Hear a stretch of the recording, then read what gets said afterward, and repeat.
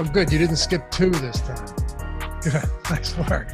What's going on, everybody? Welcome to the Awesemo.com NFL on the Contrary show presented by Prize Picks. I'm Dave Lochran. With me, as always, Alex Baker. Alex Baker at Awesemo DFS, #1 ranked player. What's going on, brother? Happy to break down another week with you.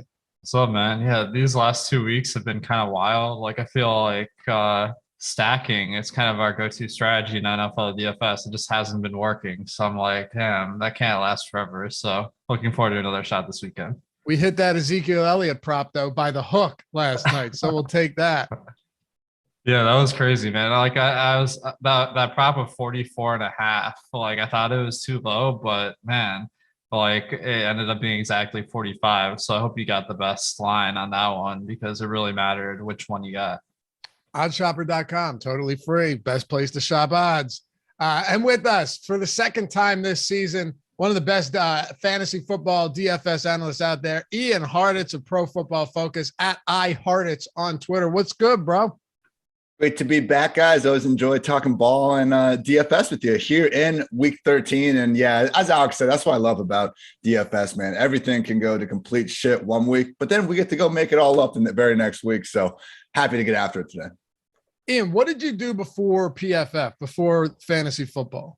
Man, I went to like a fancy college. I had this great consulting job my parents were super proud of probably. And then I quit that to just like go grind news at Fantasy Labs. So yeah, no, I was kind of like on the business trajectory path in college, but like side by side with that, I ended up kind of catching on with Jonathan Bales and did a bunch of work for him back in the day, eventually transitioned on over. So I love it, man. Lot fewer clients barking at me day to day. Now it's just strangers on Twitter who I'm never going to meet anyway. So. What fancy school? University of Chicago. A lot of people actually haven't heard of it, but they rank out pretty well. Are you from Chicago? Nah, Columbus, but I enjoy my the Midwest vibes. It's actually in like Hyde Park area, a little bit south of the city, so you get like a nice little campus vibe. But then it's also 15 minutes from downtown. Now the problem is if you walk 15 minutes the other way, you're like in the heart of Southside Chicago, and probably should have a group of friends with you too if you're walking around those streets. But nah, I love that city. All right, well, Alex, we got week 13. We got a lot to get into. I mean, there's a ton of players right now, too, that aren't practicing that are going to have a huge ripple effect across the entire slate. So let's dive into it. Before we do, though, hit that thumbs up. Subscribe to the channel if you haven't done so yet. We're what are we at? 67,300 subs. Making big moves around here, thanks to you guys. But anyway, you know how we got to do something special for 69,420, right? Oh, yeah. Think of something good. We'll get there. Like we're about 2,000 away from that. So what did you say? So you're combining 69 and 420 to get the perfect I've heard number? that's a popular number around the streets these days, and maybe we can hit it around Christmas. Wouldn't that be like a Christmas miracle? Yeah, what? I'm sure people that devoutly celebrate Christmas would agree with you on that. Anyway, you know how it works. You got to feed the algorithm, combat the YouTube overlords, and we can't do it without your help. So let's dive into this one.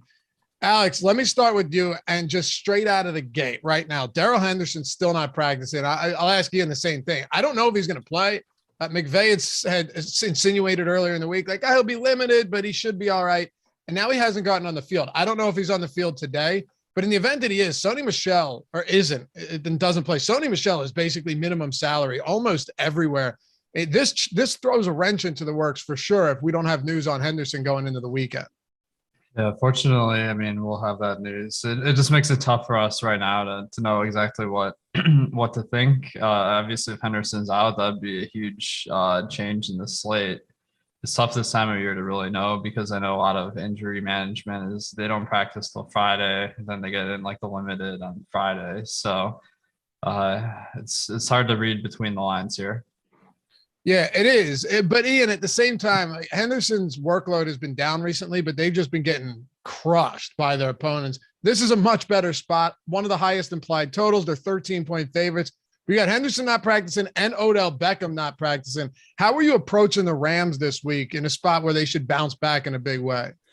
Yeah, I feel like partly with the Henderson workload thing too. He's got like that Julio Jones gene in him where he always has to leave the game for a couple plays and then come back in after once he gets cleared. Obviously, need to see what this new injury is going to bring to the table. But if he is out, like, and if we were looking at this in terms of like a season-long rank, I think I'm literally just going to change like Henderson to Sony Michel, because in week 3, when Henderson was out, we saw Sony get 20 carries, 4 targets, 74% snap rate, pretty similar to what Henderson is already getting on a week-to-week basis. So 4,300, I mean, on DraftKings, I know he'll be chalky, but, we don't need to fill up every single lineup spot and every tournament lineup with the most contrarian play ever. So when we do have someone inside a top 5, usually scoring offense, it's going to be seeing 20-plus touches. It's going to be hard to get away from him too often. If we do, though, want to just get quirky, I mean, it's, pretty easy way to build leverage. Just go to this passing attack. I know Tom Brady is right there next to Stafford in the pricing scale.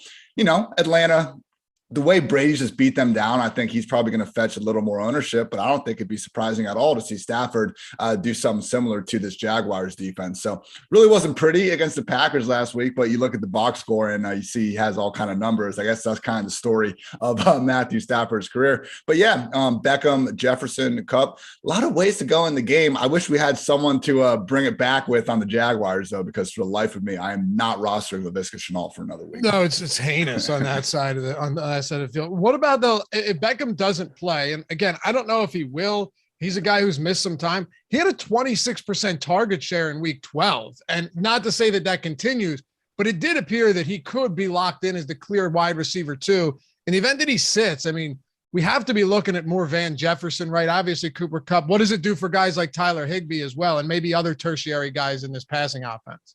It definitely helps, man. With Higbee, I think he's sometimes he's in similar situations like Dalton Schultz, where they're full-time players, but when a team has all their starting wide receivers as well, like, no, they're not going to waste their time throwing the ball to their, plotting tight end as much. So just, touchdown equity boost for all of them. With Jefferson, man, even if Beckham does play, I think it might behoove us to really go with Van over Beckham. I mean, he had a long touchdown himself last week, actually had a second touchdown that was thrown by Cooper Kupp, but they ended up nullifying it on some penalty or another. So Jefferson, I mean, I'm always going to be an OBJ stan. I think my heart, I'm always going to ride or die with him. But just in terms of 1 week, I think Jefferson should have equal opportunity. Obviously, if you can get all the way up to Cooper Kupp, go ahead. The craziest stat I found with Cooper Kupp this year, he has 7 catches, 90-plus yards in like 10 games already. I think only 3 wide receivers in the history of the NFL have done that over the course of an entire season. So he's still got a ways to go, and the floor is really the roof for him week to week. Yeah, I've rode for Odell Beckham for years now, particularly since he came to Cleveland when everyone just shit on him every year. But I don't know, maybe we get a resurgence. Alex, the Rams have a 30% top stack probability this week. Does that change if these guys are out, or do we just still load up on them regardless with Kupp and Jefferson? It feels like they're going to put points up no matter what. I think this is obviously a great spot to stack. You're a little bit worried that Jacksonville can't keep in the game, but Cooper Kupp's the number 1 wide receiver this year, and then you got some other options. If Odell Beckham Jr. misses this game, I think Ben Skowronek is going to be like one of the value plays of the week. In the week that Odell Beckham Jr. signed with the Rams, Skowronek ran routes on like most of the plays. So I think that he would get a really good workload in that instance. And he was out due to injury last week, but he's back. And then on the other side, James O'Shaughnessy, kind of a similar situation. Dan Arnold is out on the IR. He got injured right at the start of the game in week 12. And James O'Shaughnessy ran routes at 82% of dropbacks. We might remember O'Shaughnessy was their tight end 1 in Jacksonville to start the year, but then got injured in the second game. He's dirt cheap, 2,600 on DraftKings, 4,500 on FanDuel. So definitely a positive value. That's actually true. He's a great pivot off Awesemo, which might have been what you were trying to say right there. But I had to snipe you, man. One thing I do like about this team, that they have the highest game script adjusted pass rate in the league. So even when they're up, look at the games where they've just blown the doors off opponents. Stafford and his pass catchers still have big games because he's been more efficient than he is recently. But yeah, lowest game script adjusted run play percentage in the league, which makes me feel pretty good, especially if Henderson's out. I don't even know if it's probably a lateral move at this point from Henderson to Michelle, but yeah, I'm happy to load up on these guys, even if they get out early. Ian, what about if you guys are new to this show, we move around a lot and try and hit on all the important stuff, find some leverage spots, some pivots, 4.5 hours Sunday leading you up to lock, where we'll go game by game and do all of that stuff. But Alexander Mattison, in the 4 starts, it feels like more. He's only made 4 career starts for Dalvin Cook, but in 3 or 4 of them, he's been a stud. The workload has been insane. His ownership isn't that crazy right now, though, projected ownership, because there's so many good running backs on this slate. What are you doing with a guy like Mattison?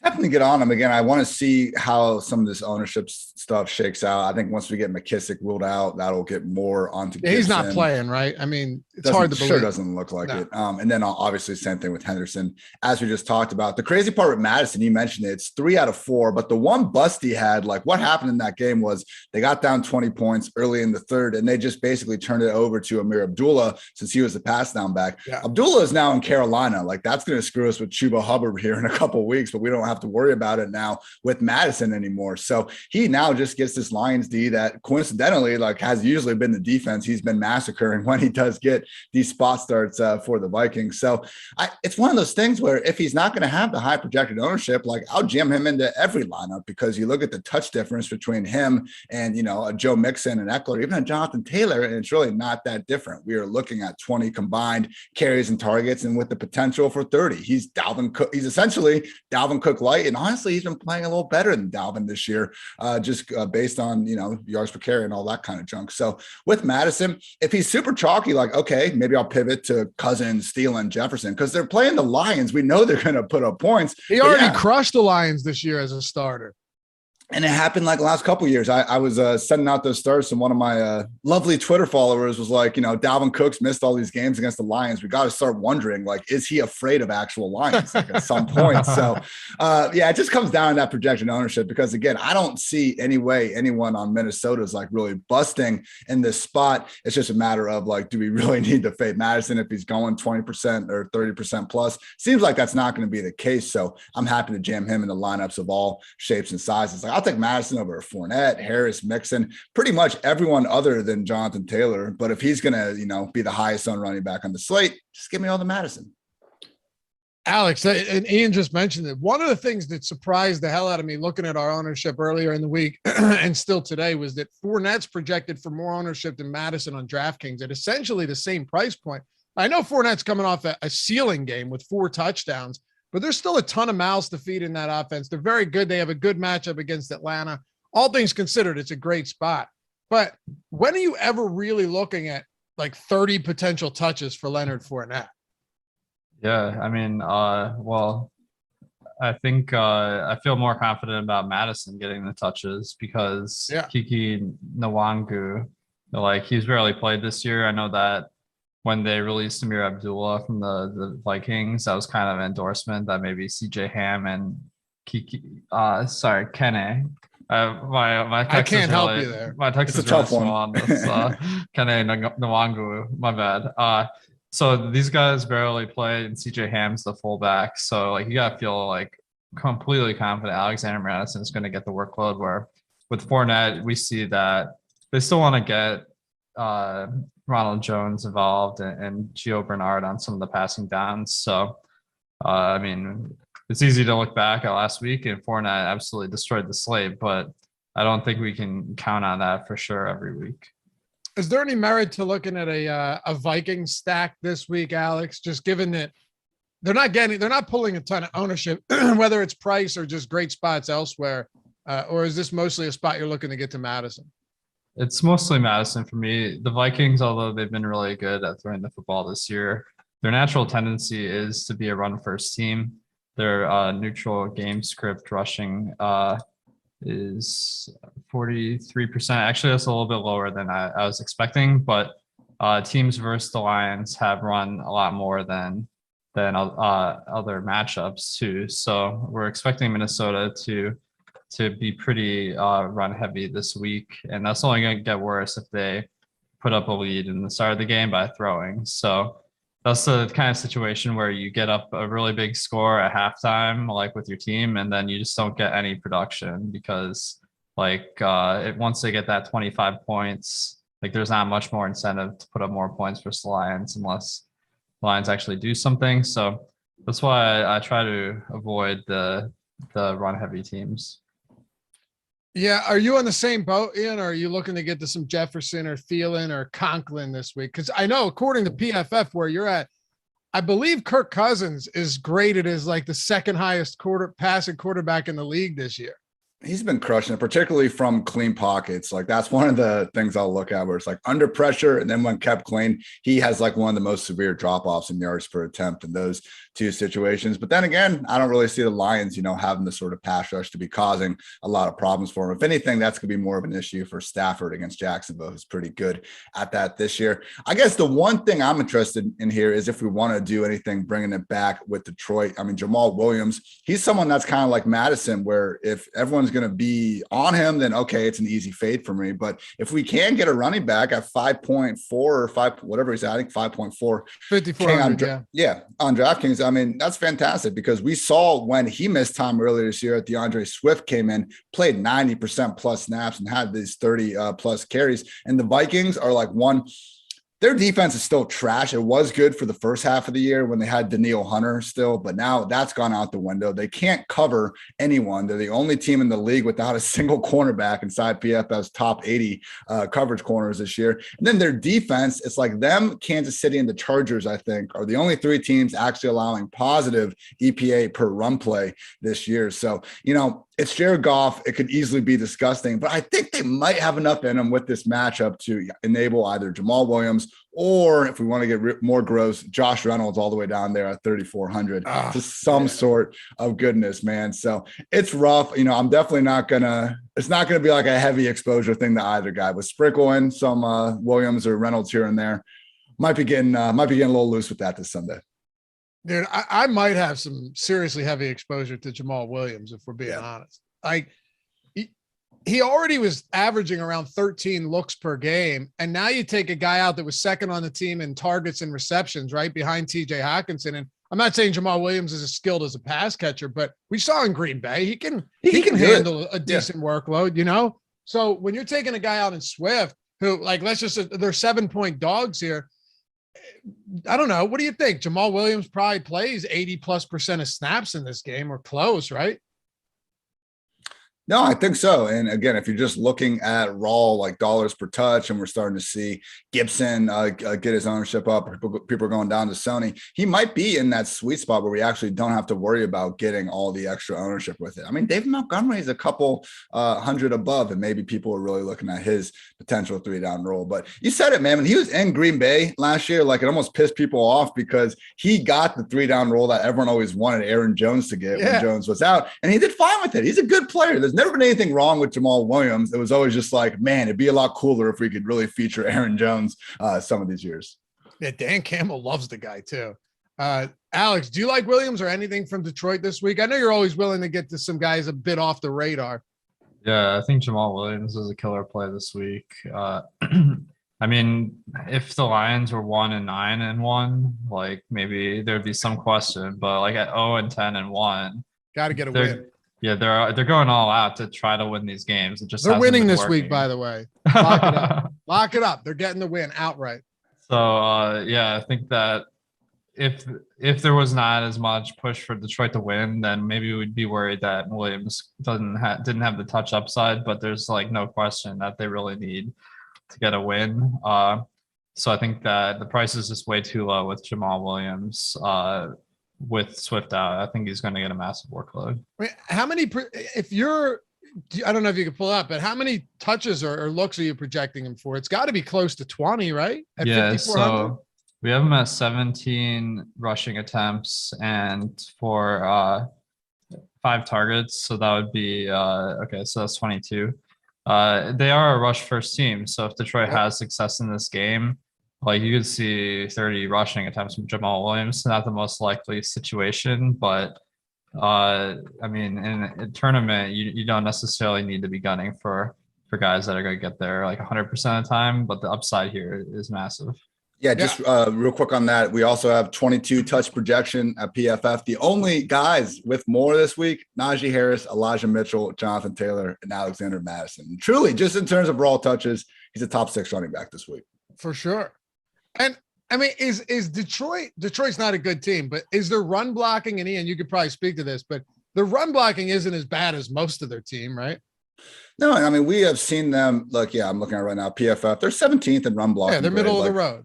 They're not just incapable of ever putting up points. And look, we've had situations like look at the Jaguars last year and James Robinson, great player and everything, but like it's not about James Robinson is like the most generational running back we've ever seen to overcome this atrocity of a team. It's all about the damn volume. So we can overcome these lesser situations when we have it. And this is one of them. And again, when you couple the okay run blocking offensive line with a pretty damn bad Vikings front seven, at least against the run.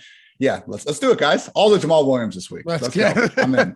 Every single year, there's multiple running backs on bad teams that get enough opportunity and a clear lead back that every week we're talking about them as really good options. And they usually aren't $5,400 either.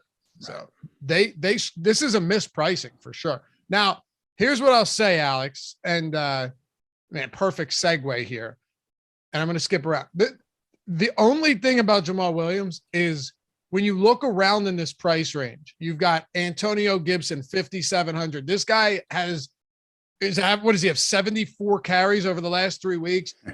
Passing volume or receiving volume uptick with JD McKissick going down with that neck injury last week. Looks unlikely that he plays. You have Elijah Mitchell, who's involved in the passing game now. We'll wait on this hasty news, but 27 carries in back-to-back games. James Conner's 5,900 with Kyler Murray maybe returning. So there is a lot to like in this price range. I think ownership factors in hugely this week. Would you agree?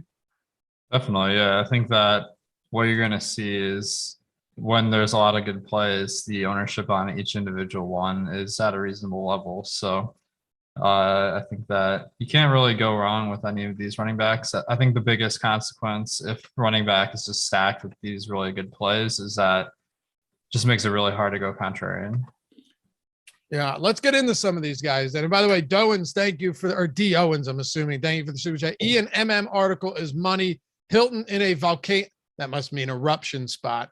Hashtag narrative. What's the narrative with Hilton? He freaking owns the Texans, man. He wore a clown mask to play them one year. Like, it's ridiculous, man. Are you buying into it? Are you? No, of course not. But like, I appreciate the bit. Like, he has just gone off against the Texans, and of course, he just super chatted and complimented you, so you can't just shit on it entirely. Right. Thanks, D Owens. Appreciate you. All right, we can talk. We'll get there. We'll get there to that passing game when we talk about Taylor. But yeah, I guess Ian, the one thing is there's just a lot in this 5K range, guys that are getting absurd volume, which, we're looking for Williams to get that too. But these guys are arguably all underpriced based on the volume that they've been getting over the past several weeks.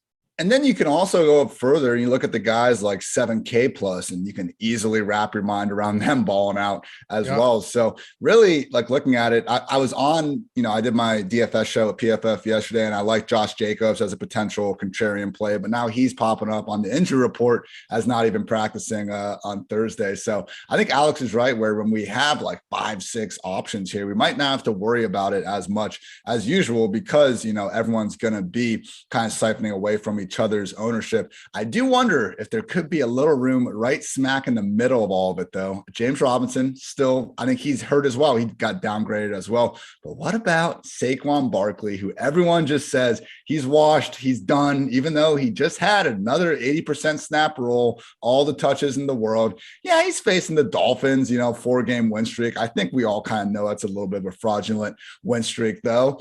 Jason Garrett still not coming back to the Giants anytime soon. Like, Saquon, his game has always been built around like 10, 12 carries of nothing. And then he rips off a monster touchdown. Like last week, okay, it wasn't a touchdown, but we did see some of that burst. He had a nice 32-yard run. I wish his other, 11, 12 carries went for more than 8 yards. But at the end of the day, he still has like that ability to potentially catch 8 to 10 passes during any given week that a lot of these other guys don't. So really, like, to me, any running back would be like, if you just take away their names and everything, like we just talked up Jamal Williams on the Lions. Like, you tell me Saquon Barkley can't do something like that on the Giants. So yes, like I see the holes with Saquon, but when you kind of look at it, all of these running backs beneath him, and then all the running backs directly above him, like, I think they're going to be more appealing to a lot of people. And Saquon, he still demonstrated this year he has top 5 finishes in his potential ranges of outcomes. 6,300 is pretty cheap still for an every down back. Alex, where do you look to in this range? Yeah, I think Saquon's really interesting. We have him projected for pretty low ownership. One guy that I'm kind of keying in on is Miles Sanders again. But I mean, this is a big if. He might not play this week, but he is getting in the limited practices. So I think there's reason to be optimistic. I think people are looking too much at last week where he didn't get that many touches. Boston Scott got the majority of the touches, but then that was because Miles Sanders got injured in the game. So I think I saw a bunch of people like commenting on Twitter. It's like, oh, Boston Scott was like the lead back. I don't think it was really that situation. So if people are off of Miles Sanders, he's kind of a reasonable price point and a guy that is facing the Jets. So we like to see that. Don't do this to me, man. I've taken no more. There's no play I've taken more L's on than Miles Sanders. And every week I just want to make excuses because it's like, yeah, well, he averaged over 7 yards per carry last week, you know, or he you want to talk. I mean, Ian's talking about explosive plays too. Miles Sanders is similar to LaShawn McCoy when he was in Philly. Like, he'll run into the line of scrimmage 4 times and then break off a 40-yarder and then break off a long touchdown. I don't know if it was injury. I'm assuming I know he was out. That had something to do with it, but like, Ian, this dude has driven me nuts all year long. And now you've got Boston Scott not practicing. I don't think Howard plays because they got a bye week coming up. It's you know what's going to happen. Miles Sanders is going to come out there. They're going to get a few, and then Kenny Gainwell comes in and just gets all the work. But yeah, Miles Sanders is real cheap against a New York Jets run defense that's allowed 20 rushing touchdowns this year. Sanders will give us those efficient like 70 yards and no scores because on 9 carries. Yeah, exactly. 108 touches without a score this year. I think Salvin Ahmed's like the next closest guy, like somewhere in the 70s. So disgusting. It's just been so brutal. I mean, look, he has, again, no touchdowns. Like Boston Scott, Jordan Howard, and Kenneth Gainwell have combined for 11. So it's not like Eagles running backs are completely allergic to the end zone. It's just been Miles Sanders. With that said, Howard looks like he's still out. Boston Scott was missing a practice with the illness. It does seem like Sanders is on a trajectory to be active this week. I don't know. We'll see. Gainwell was like more in favor with the coaches kind of before Sanders got hurt compared to now. So maybe that persists. Maybe it doesn't. Like, the only consistency in this backfield has been the inconsistency that we see every damn week. But we also have going for us Jalen Hurts, you know, will seemingly be playing through the pain with that ankle injury. Bye coming up next week. It makes sense. I know they're in win now mode, so they might not be able to really choose this. Every team's in win now mode. I shouldn't be acting like Rap Sheet out here with that. But like they can't afford to take this game off, like is my point. So, you know, I could see Jalen Hurts not having his usual robust rushing workload if they can help it. And that would set up Sanders reasonably well enough. So I think at the price point, man, it makes sense because then we can actually get off potential, Jamal Williams chalk to get down to 5,200. So he's cheap. And, you know, if you really do just want to construct your lineup a little differently, then all those running backs around the 6K mark or, you know, above the 7K mark, I think going down a little bit cheaper into this range, you know, maybe getting absolutely gross with the 4K guys, but I don't see too many options other than Sony. Maybe Rex Burkhead, but I don't even want to really put that into the atmosphere right now. I can get behind Sanders this week. How much Sony are you getting to if Henderson ends up sitting? I mean, against the Jags. That's the thing, man. Like, Alex, I'd like your thoughts on this because I know in tournaments we want to be different, but at the same time, like, if we can just take one of those running back spots, get a cheaper option anywhere else we're finding position-wise, and then guaranteeing 20-plus touches against a bad defense, like, I almost just want to lock that in and sign up for it. Oh, yeah, totally. I mean, like, getting a chalk value guy like Sonny Michel, if Henderson's out, that'll really make it easier for you to get contrarian with the rest of your lineup because you have all that money to work with. So I definitely like locking in. Like I just feel like Michelle at 4,300 versus Jacksonville. Like it's just like too good of a spot to pass up. Alex, you know, a lot of times people advocate for going with wide receivers in the flex spot. You know, is this one of those weeks where we might be seeing a departure from that, just given that there are so many mispriced running backs? Or do you still think it's wise to go heavier wide receiver? Or is this something you don't even consider? Yeah, I think all things being equal, like you want the wide receiver just because that position has a lot more variance. However, like all things aren't going to be equal this week because there's so many mispriced running backs. So that definitely slants more to a running back in the flex. I kind of feel the same way. And I mean, if you closed your eyes and just went to the running back tab and picked one of these guys, you probably wouldn't be that disappointed about it. It's insane the value we have there this week. And it's really not that much like at the other positions. I mean, everyone and their mothers could be on Foster Moreau, under 3K, which I get. But tight end, otherwise, I don't think there's a ton of great options. We talked about James O'Shaughnessy briefly. You got to kind of start to get above 4K there. And then a wide receiver, we briefly mentioned Josh Reynolds. We got Juwan Jennings stepping in for Deebo Samuel down there at 3,100. But then after that, it gets awfully tough until you start kind of getting back up closer to 5,000. So yeah, man, it's just going to be a situation, I think, where like Alex said, like it gives you so much more salary relief with the rest of your lineup that even if we are being kind of chalky with one spot, I think it's worth it in the long haul. Yeah, I'm with both of you guys here. Plus, easier to get to Cooper Kupp going with some cheap backs, including Sony Michel. Hey, we're going to talk about the Chargers and the Bengals because this game's pretty interesting on both sides. We haven't even gotten to Joe Mixon yet, facing a pretty awful run defense in LA. But before we do, shout out to our sponsor, Prize Picks. If you haven't checked them out yet, there's two things you need to do. First of all, go to prizepicks.com or download it in the App Store or Google Play Store.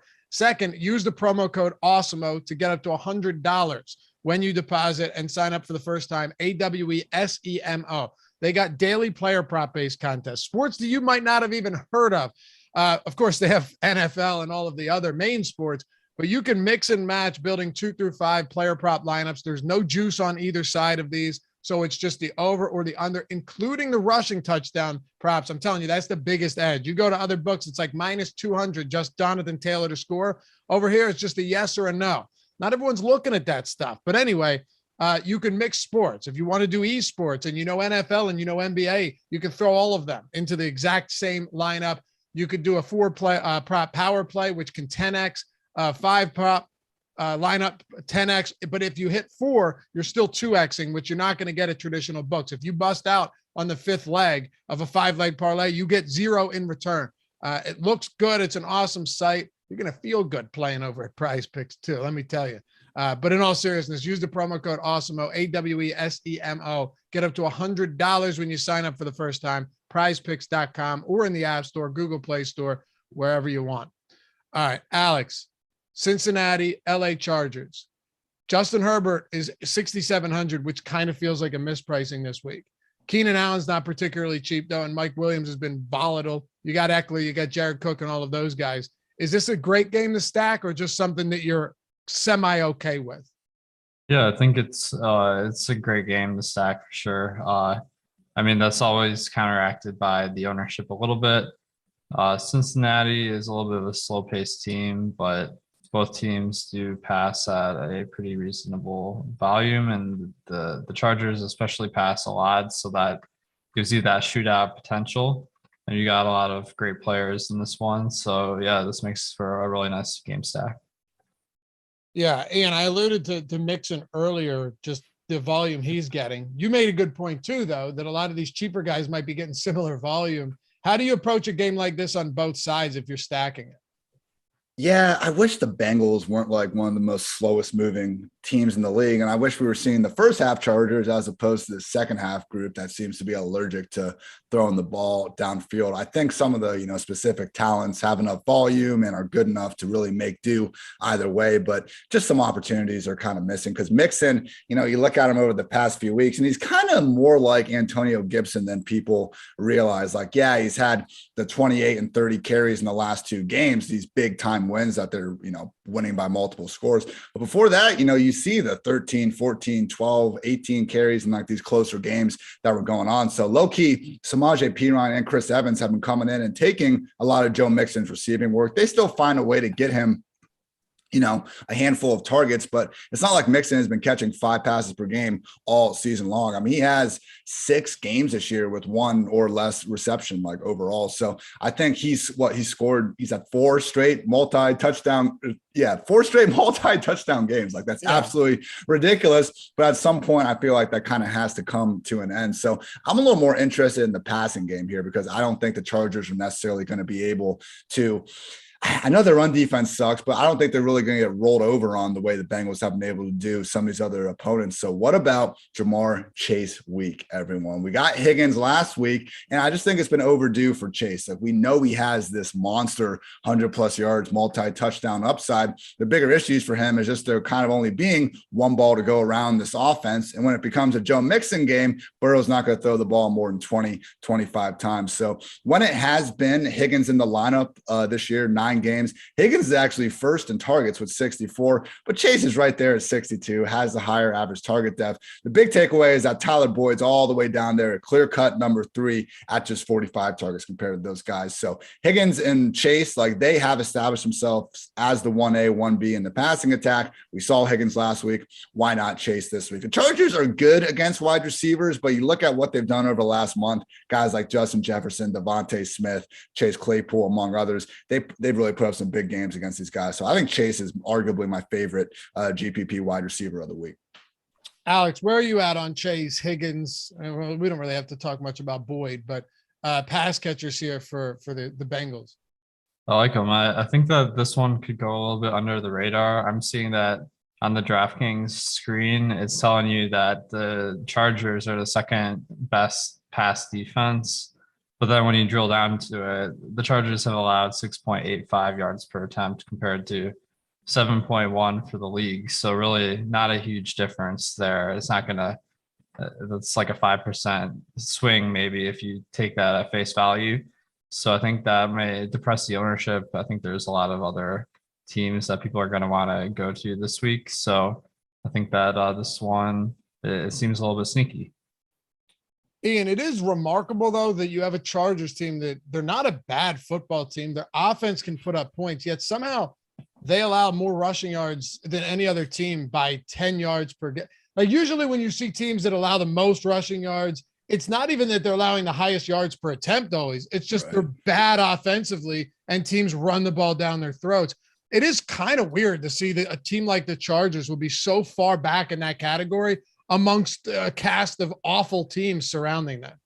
Yeah, I mean, that's just kind of what Brandon Staley is doing here. He's kind of, I think, the poster child for this new revolution where they're basically just committing far more resources to stopping the pass than the run. And we've seen it work out for him a lot, but the problem is he hasn't changed that strategy like when they faced the handful of juggernaut rushing teams. So we saw the Browns, they faced the Browns, Ravens, and Patriots in 3 straight weeks. Like those are 3 of maybe like the only 4 or 5 teams in the league where you really can't get away with that strategy. So the Eagles too, even though they beat them on that game.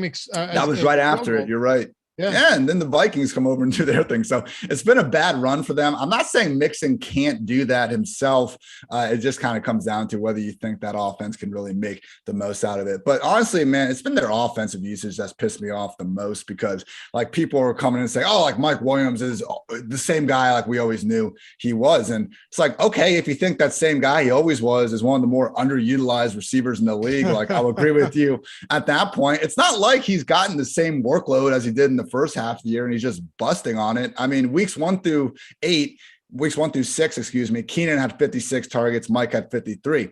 Weeks 8 through 12, Keenan had 56 targets. Mike has 27. Like he has 3 total deep ball targets, 20+ yards downfield since week 8 combined. Like I know he's not someone that's consistently separating, giving you this like 10 yards or whatever, but I don't think it's a coincidence that when they stopped throwing deep to him, we've really seen this Chargers offense outside of that one game against a banged up Pittsburgh Steelers defense really falter for the better part of the past 5-6 weeks. I mean, that Steelers game to me kind of reminded me me of the Chiefs like going nuts on the Raiders on Sunday night, where it's like, okay, cool. Happy to see that, all these great players can put up some points again, but I'm also not necessarily believing that it's this big turnaround on offense. I think we saw that come to fruition last week with that pretty pitiful performance against the Broncos. I mean, they were a Jared Cook, like, Hail Mary jump ball thing from the 10-yard line away from, being held to single digit points. So I don't know, guys. I guess I can see the way this one blows up, but more and more, I almost just want Jamar Chase,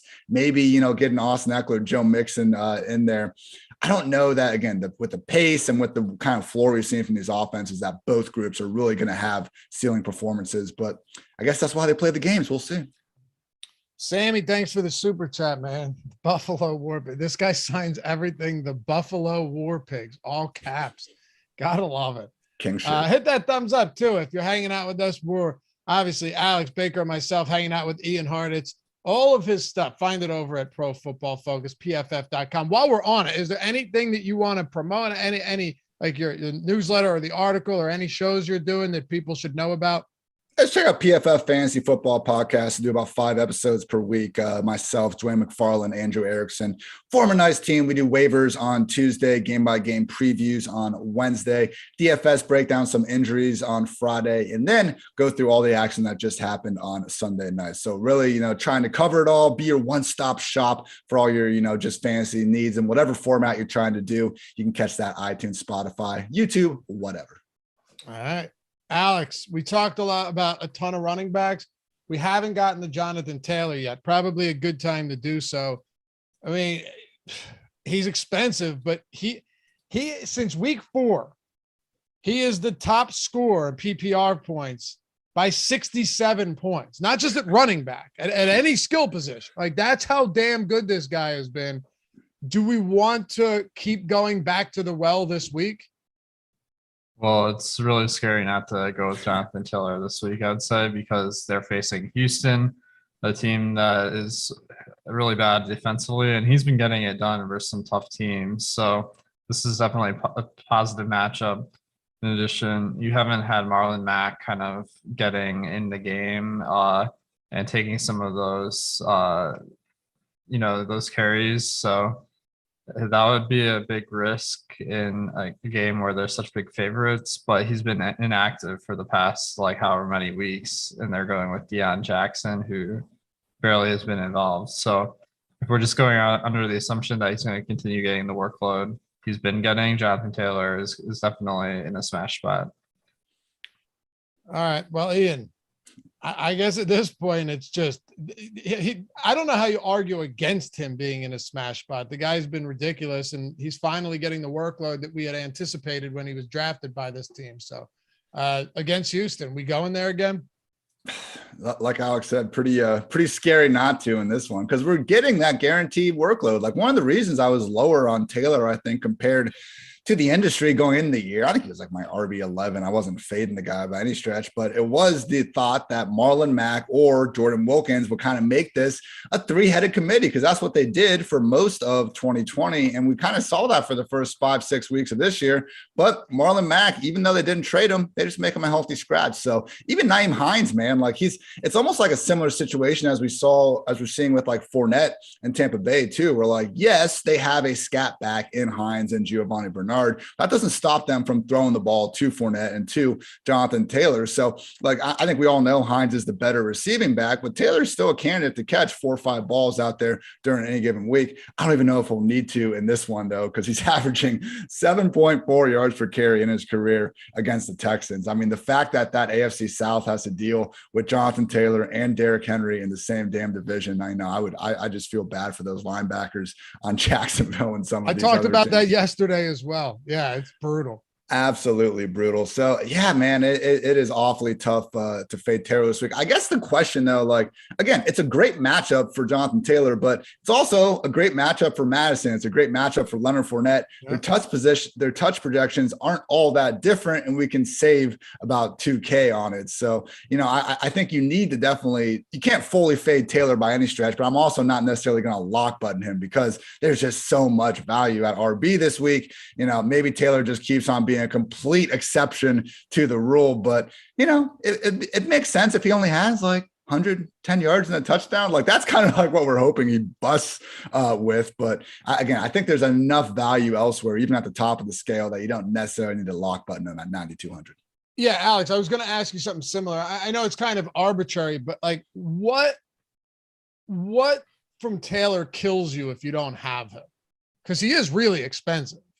Yeah, I think if he gets a little bit more than 30 points, you're probably going to need him. But if he gets in the high 30s, you'll definitely need him. And that seems like a reasonable outcome. However, if we're playing the odds, okay, so on our boom bust tool, we really like drill down into the like percentage chances that they're going to be putting up those ceiling performances. So the way we define it is you got to get 2.4x salary plus 9 to be a boom score. So for Jonathan Taylor, that would be it's really hard to do this math. 22 plus 9, 31.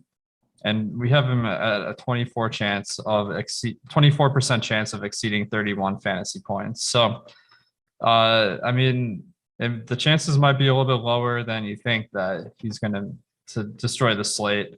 We have him at 21% chance of landing in the optimal lineup. So, I mean, those are some of the highest percentages of any players this week, but definitely not someone you need to lock in. Ask anybody else a question like that and get an answer like that. It's not going to happen. That's exactly what I was looking for. And I'm assuming the audience as well. But yeah, it's just a tough one too, Ian, because if you look at the games where the Colts have had a weird season, right? But if you look at the games where they've won handily, Carson Wentz is basically asked to do virtually nothing. And it shows in his passing attempt volume. It shows in his fantasy production. And that's the way it should be. I mean, earlier this season against Houston, he attempted 20 passes. And he's just, if they can help it, he's not going to throw much at all. Pittman might get 5 or 6 targets. Maybe Hilton, because he always crushes Houston, gets in on the action. But would you agree that it's really kind of difficult to project blow-up games for these receivers unless they just get there on efficiency? Yeah, and it hurts with Wentz as well. I mean, I was doing some cash game discussion. That's why I couldn't get behind Wentz, even though he's plenty affordable. It's just I don't want to have a quarterback that might only throw the ball 20 times, and then that goes to all the receivers. So he does focus more on Pittman, but it's to a lesser extent when Hilton is also active. And then we always got to wonder like which one of these tight ends is going to throw their hat in the ring. Last week it was Jack Doyle. They continue to play him, Mo Alley Cox, and something named Kylan Grayson pretty much every single week out there. So, you know, if we had like a true target hog alpha, which I guess Michael Pittman is pretty close to, but man, where do you guys have Pittman's potential ownership? Because I've been on him in the past 2 weeks thinking they were facing the Buccaneers and the Bills. Like, okay, maybe these will be the teams that actually force Wentz to have to throw the ball a little bit more, and it goes to Pittman. So we don't have that allure of the extra targets this week. With that said, Houston is like by far the worst defense defending deep passes. And, you know, say what you will about Wentz, he is pretty good from a clean pocket when he's able to go deep. 10% right now. Okay. I mean, yeah. So I guess I'm okay with Pittman as a, you know, nice potential pivot off of Brandon Ayuk, who I think will be fetching a bit more. We got T. Higgins and Renfro kind of around that range as well. So I'm fine throwing some darts at Pittman. It is scary though, because to your point, you got to kind of live with only having 5 to 6 targets potentially. At least they are coming against Houston. Alex, there's another guy that I think falls into that same category, and I'd say it's Devonta Smith. I mean, he's kind of the squeaky wheel narrative this week. He was pissed off last week when they're force-feeding Jalen Reagor to prove that they didn't make a bad decision drafting him over Justin Jefferson. I think you could probably make a similar argument to that too, right? Like they're similarly priced, not high passing volume, but the New York Jets secondary is atrocious as well. And maybe Devonta Smith scores twice on his 6 or 7 targets. But I think there's a few guys. Ian mentioned Ayuk as well. If they can afford to run the ball 35 times, they'll do that too in San Francisco. So what do you do with some of these low volume receivers that have great matchups and blow up potential, but maybe not the same volume that you're looking for? Well, I think you can definitely consider them in contrarian plays. The problem with Philadelphia is they've been running the ball at just such a ridiculous rate. Like in the past month, they've run the ball about like 60% of the time in neutral game scripts. So that does make it really hard that unless you get a long touchdown, that Smith is unlikely to put up a score that'll kill you. So I mean, you're really hoping for that outlier. So I guess if you have Devonta Smith, maybe you'd want to throw in a Jets player or two for the correlation there, just hoping that there's the chance that Eagles will throw the ball more than expected. And we're talking about all the ownership too. Our ownership projections are free today for the NFL main slate. If you want to check that out. Matter of fact, we've got them free through Sunday. So from today through Sunday, NFL main slate ownership, you don't need to be a sub or any of that. You could go to the NFL drop down, the DFS tab, and jump in there. NBA ownership rankings and NHL ownership projections also free today. And if you want to check out the boom bust tool and everything else that Alex and I were talking about, on the contrary is the promo code, all one word, all caps, on the contrary, get 25% off your first week of Awesemo Plus Platinum, not just football, but everything we have on the site. All right. I figure we end it with this, fellas, before we give our top fade, pivot, and our best bet of the week. There's some really good ones out there.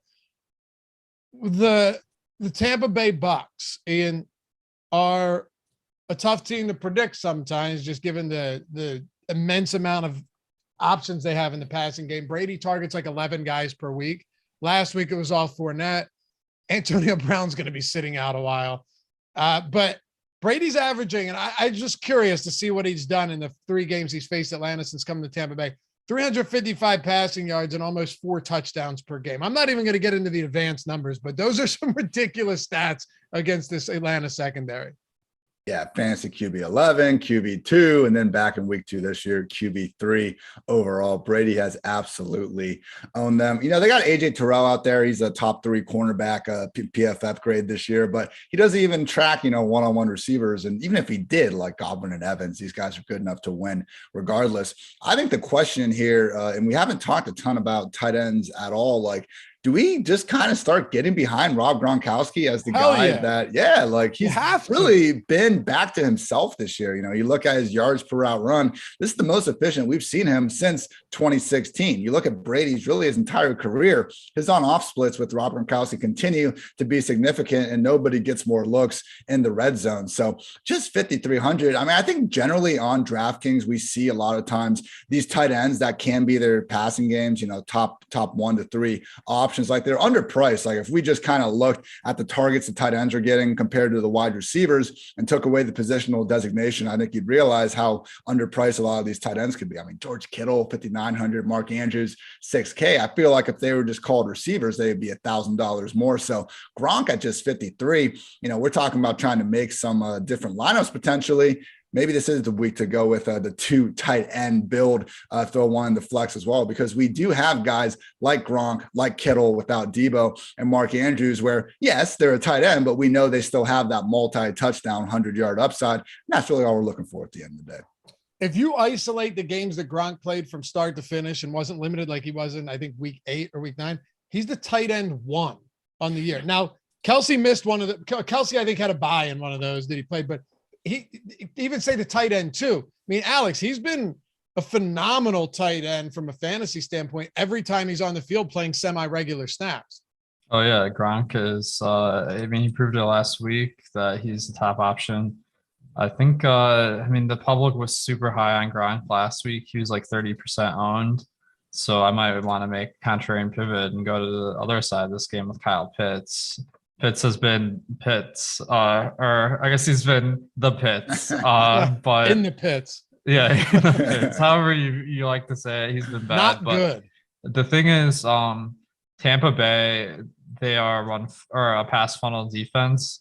Opponents have only run the ball 30% of the time versus them, compared to league average 43%. So you take a pass heavy team like Atlanta, and that's going to skew even more to the passing this week versus the Bucks.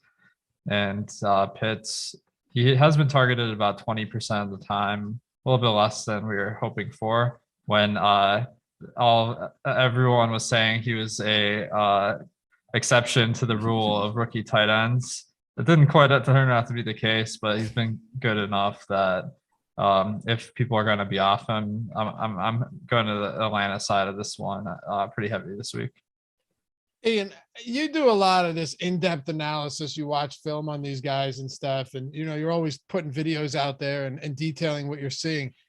Is this Pitts? Is it the offense? Is it Arthur Smith? Is it Matt Ryan? What are we dealing with?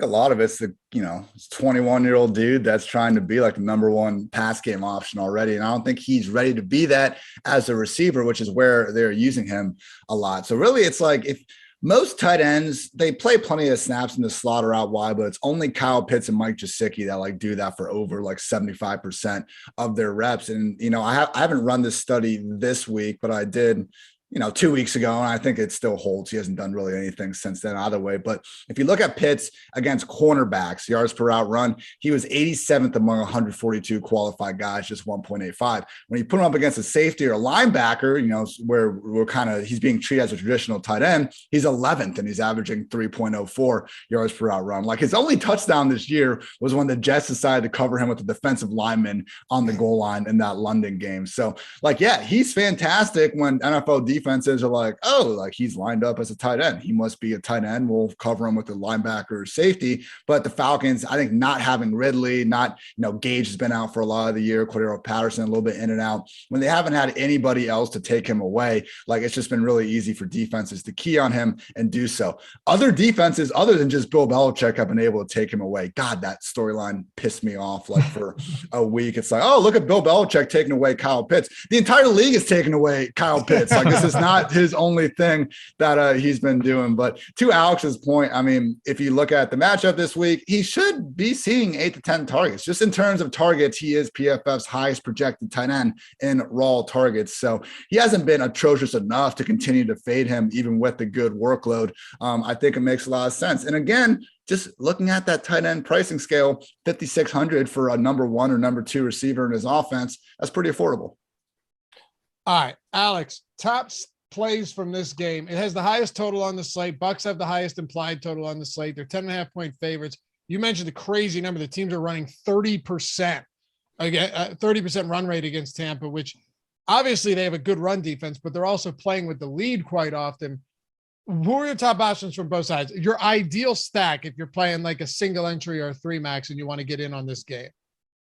Yeah, I mean, with the Bucks, like pretty much anyone's in play. Fournette, Evans, Godwin, and Gronk, all great options this week. I don't really have any reason to believe any one of them is that much better than the others, but I am really keen on the Atlanta side.